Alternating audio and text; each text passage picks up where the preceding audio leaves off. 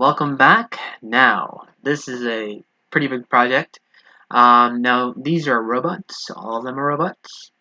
That's self-explanatory. But what do these robots do? Now, this is a robot war simulator, and each of these robots are part of a war, and they gotta fight it out to the best.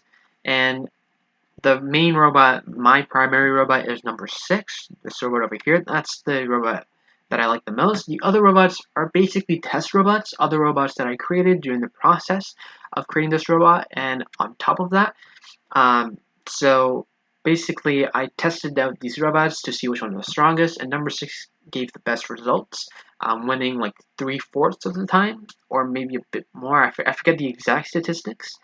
But yeah, so it's quite exciting to watch this. And what's different about these robots is that some of them prioritize, like, there's 3 stats for each of these robots. One is attack, one is defense, and then other is how much you can move. So some of them, like this robot over here, specializes in attack. I think number 7 specializes in defense, and number 8 was the one that specializes in movement, so the more steps. Like number 6 can only move 1, and then number 8 maybe 3, or one of them can move 3. I forget which one. But basically, I figured out that the one that attacked the most was really strong, and then I used different algorithms, like, if you find someone if you find a robot that's low on health and it's really close by, then you attack that. There's like different things that it prioritizes in order to attack the other robot. This one prioritizes health, it prioritizes distance, and then it also prioritizes how much the robot's moved. I'm pretty sure that's what they prioritize, and they prioritize the different statistics to calculate it and make sure to defeat who they can. So why don't we just start this program?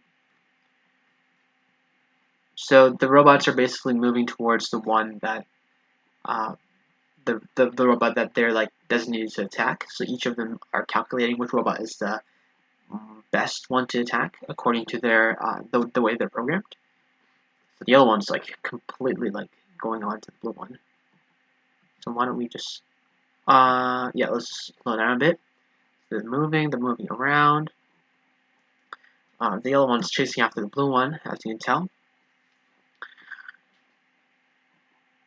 And it's interesting because some of them like prioritize more, like some of them like only look at health, some of them look at health and distance, some of them look at health, distance, and then another factor. And it's interesting to observe that. Because like number 0, for example, only prioritizes health. But then it's still quite like a strong opponent. It doesn't allow itself to lose. Ooh, but who lost there? Who lost there? I think that was number 5. That was number 8, wasn't it? That was number 8. Yeah, I see like the 8 over there, so I think that was number 8. So let's speed it up a bit.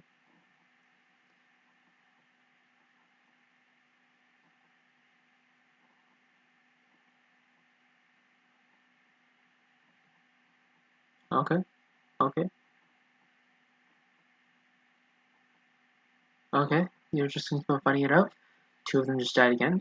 Okay, and number 7 is just staying there. And number 6 won with 100 health. He just destroyed all of them. You can't see basically when they die, they turn black to represent that they're dead. And number 6 just destroys all of them. And basically, there's different rules to this simulator. Like if you kill an opponent, then you gain some health.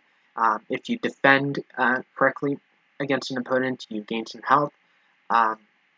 And there are different ways to gain health. You also have energy, and energy is what gives you permission to move. If you have a certain amount of energy, you can move this much.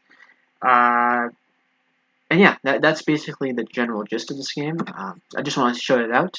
But I really like this game, worked really hard on it, and got some pretty cool results. So thank you for watching. Hope you enjoyed.